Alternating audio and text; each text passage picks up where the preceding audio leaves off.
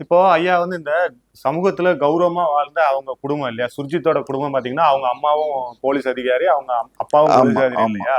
ஒரு பெரிய நல்ல கௌரவமா வாழ்ந்த குடும்பம். இந்த பொண்ணு செஞ்ச அந்த பையன் நாடக காதல் பண்ணாலும் இந்த பொண்ணு லவ் பண்ணிருக்காலும் வச்சுக்கலாமே.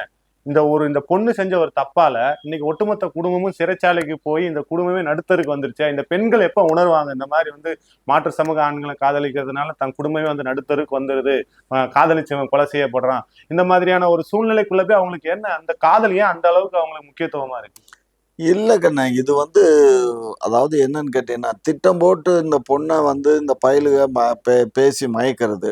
ம், 2வது இந்த பொண்ணுங்களுக்கும் அறிவு இல்ல கண்ணு. அதாவது ம், நீங்க இந்த திரைப்படங்கள பார்க்கறதுனாலயும், அதுல இருக்க சீரியலு இந்த மாரி இதெல்லாம் பார்க்கறதுனால, இந்த பிள்ளைகள் எல்லாம் வடல பிள்ளைகளுக்கு அதுக்கு அந்த அதை நல்லதா, கெட்டதான்னு அத ஆராய்ந்து பார்க்கக்கூடிய பருவம் கிடையாது. ம், எல்லாமே தீ வச்சா பத்திக்கிற மாரி உள்ள வயசுங்கிறதுனால, ம், இது இந்த மாரி எல்லாம் நடக்குது.